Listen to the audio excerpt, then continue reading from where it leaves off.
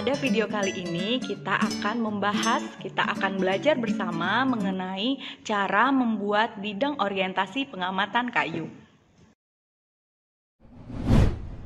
Mengapa kita perlu mempelajari bidang orientasi pengamatan kayu? Hal ini untuk mempermudah kita mengidentifikasi kayu yang kita punya.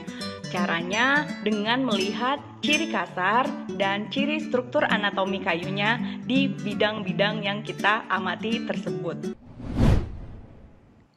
3 bidang orientasi pengamatan kayu yaitu bidang lintang atau kita sebut cross section, bidang radial, radial section, dan bidang tangensial atau tangential section. Bidang lintang merupakan bidang yang tegak lurus terhadap sumbu batang. Bidang lintang ditandai dengan adanya lubang-lubang kecil mirip pori-pori dan garis-garis yang saling sejajar. Selanjutnya bidang tangensial. Bidang tangensial adalah bidang yang dibuat searah sumbu batang dan memotong arah jari-jari.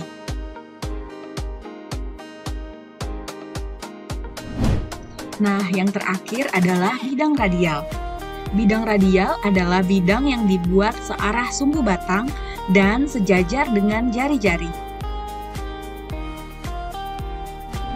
Nah, selanjutnya untuk dapat membuat bidang orientasi pengamatan kayu, silahkan disiapkan alat dan bahan yang diperlukan.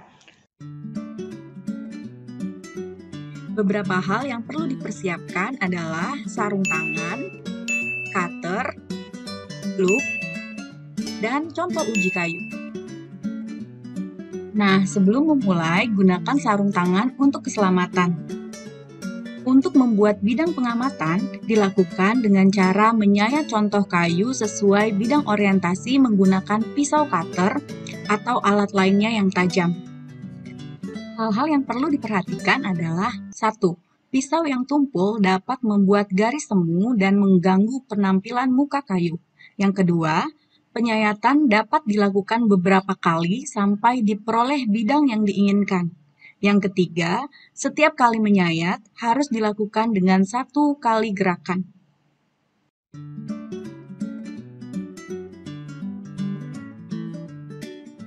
Setelah berhasil melakukan penyayatan, periksa contoh kayu dengan loop atau kaca pembesar. Pada bagian lintang atau cross section akan terlihat lubang-lubang seperti pori-pori dan adanya garis-garis yang merupakan parenkim jari-jari.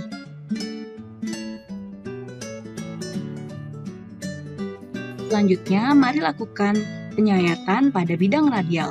Di bidang radial terlihat adanya garis-garis dengan ketebalan tertentu mirip pita yang saling sejajar.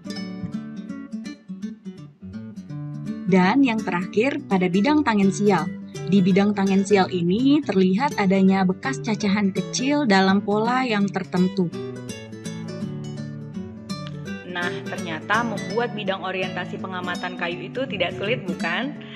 Selamat mencoba dan semoga video ini bermanfaat. Sampai jumpa.